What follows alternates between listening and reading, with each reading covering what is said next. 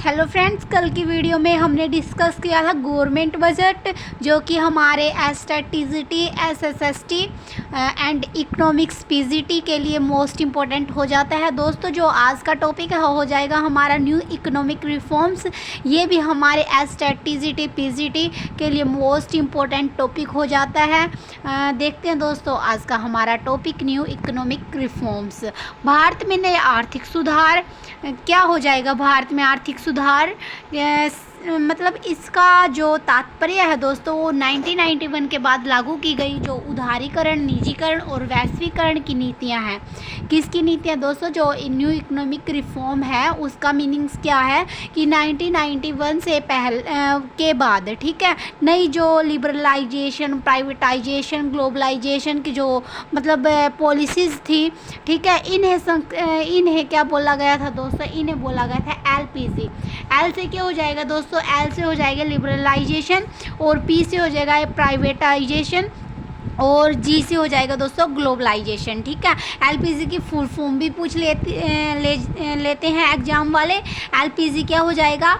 Liberalisation, privatisation और globalisation. ठीक है दोस्तों, जो 1991 में भारत को गंभीर जो भुगतान संकट का सामना करना पड़ा, ठीक है दोस्तों, जो भुगतान संकट का सामना करना पड़ा था उसमें क्या हुआ? विदेशी मुद्रा भंडार केवल कुछ ही हफ्तों के आयात के लिए बचा था। क्या था? जो विदेशी मुद्रा भंडार था दोस्तों, वो किसके लिए बचा था? कुछ ही हफ्तों के लिए आयात के लिए क्या किया था? बचा था। ठीक है, महंगाई तेज़ी से बढ़ रही थी, ठीक है, फिस्कल डेफिसिट भी अधिक था, और जो आईएमएफ है, ठीक है, विश्व मतलब अंतर्राष्ट्रीय मुद्रा कोष है, जो विश्व बैंक से ऋण लेने की शर्त पर भारत का जो आर्थिक सुधार लागू करने पड़े। ठीक है, इसके लिए क्या करने पड़े? हमें आर्थिक सुधार लागू करने पड़े। तो इसलिए इकोनॉमिक रिफॉर्म्स है जो हमारे वो सामने आए। ठीक है, कौन कौन से हो जाएंगे हमारे इकोनॉमिक रिफॉर्म्स? लिबरलाइजेशन, प्राइवेटाइजेशन और ग्लोबलाइजेशन। ठीक है, अब है दोस्तों, इसमें से भी क्वेश्चन बन जाता है दोस्तों, जो मतलब जो विश्व बैंक से ऋण लेने की शर्त पर भारत को आर्थिक सुधार लागू करने पड़े, वो किसके द्वारा? ठीक है, किसके लिए? अंतर्राष्ट्रीय मुद्रा कोष, ठीक है, और विश्व बैंक से ऋण लेने की शर्त पर भारत को आर्थिक सुधार क्या करने पड़े थे? लागू करने पड़े थे। नए आर्थिक जो सुधार है दोस्तों वो देख लेते हैं। लिबरलाइजेशन है, ठीक है, लिबरलाइजेशन देख लेते हैं। सबसे पहले हम क्या देख लेते हैं? लिबरलाइजेशन देख लेते हैं।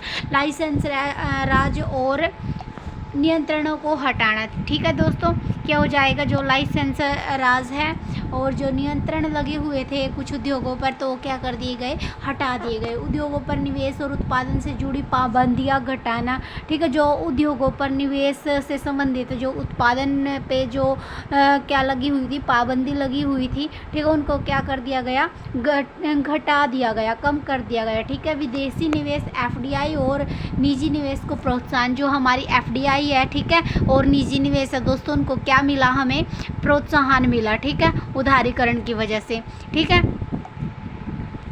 अब है बैंकिंग, बीमा, दूरसंचार, परिवहन आदि क्षेत्रों में क्या हुआ? खुलापन आया। ठीक है, पहले क्या था? संकुचन था। ठीक है, जो हमारे बैंकिंग, बीमा, दूरसंचार, परिवहन आदि क्षेत्रों में क्या आया? खुलापन आया। पहले क्या था? बंदी थी। ठीक है, लाइसेंस वगैरह लेने पड़ते थे, ये करना पड़ता था, वो मतलब काफ़ी सारे टंटे होते थे। ठीक है, उनको क्या कर दिया गया? ख़त्म कर दिया गया। किसमें किया गया?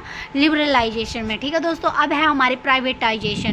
प्राइवेटाइजेशन जो दोस्तों निजीकरण होता है, इसका मतलब, ठीक है, निजीकरण आपने सुना होगा।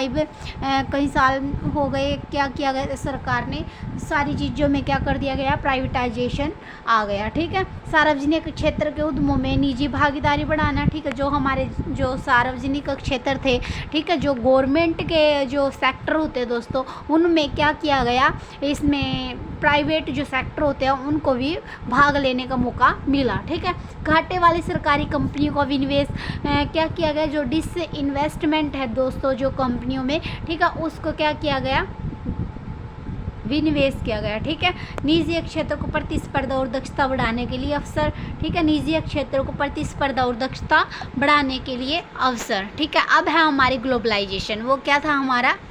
प्राइवेटाइजेशन। ठीक है, अब क्या हमारा ग्लोबलाइजेशन। ग्लोबलाइजेशन के देखते हैं दोस्तों, भारतीय अर्थव्यवस्था को विश्व अर्थव्यवस्था से जोड़ना। ठीक है, सबसे पहला प्रभाव क्या हो जाएगा, भारतीय अर्थव्यवस्था को विश्व अर्थव्यवस्था से जोड़ना। जो इसका घटक था दोस्तों ग्लोबलाइजेशन को, उसका उद्देश्य क्या था, भारतीय जो इंडियन इकोनॉमी है जो, उसको किससे जोड़ना, ग्लोबल, ठीक है, इंटरनेशनल, विश्व, ठीक है, विश्व अर्थव्यवस्था से जोड़ना। ठीक है, अब है आयात शुल्कों और व्यापार अवरोधों को कम करना। जो आयात और व्यापार पे क्या लगे हुए थे, जो अवरोध लगे हुए थे ना, उनको क्या कर दिया गया, कम कर दिया गया। बहुराष्ट्रीय कंपनियों को भारत में निवेश की अनुमति मिली और निर्यात उन्मुख जो नीति है दोस्तों वो अपनाई गई। ठीक है, किसके कारण, ग्लोबलाइजेशन के कारण। ठीक है, नए आर्थिक सुधारों के लाभ देख लेते हैं दोस्तों।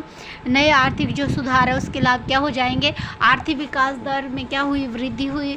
ठीक है, जो हमारी जीडीपी ग्रोथ थी उनको क्या मिला, उनको क्या हुई, जीडीपी हमारी इंक्रीज हुई। ठीक है, इंक्रीज हुई, किसके लिए, किसके कारण इंक्रीज हुई, जो हमने ये एलपीजी जो नीति थी हमारी, जो हमारी एलपीजी पॉलिसी है, एलपीजी, ठीक है, जो ये हमने अपनाई है एलपीजी पॉलिसी, तो इसके कारण ये जीडीपी ग्रोथ में इंक्रीजिंग देखी गई। ठीक है दोस्तों, विदेशी निवेश और तकनीकी का आगमन हुआ।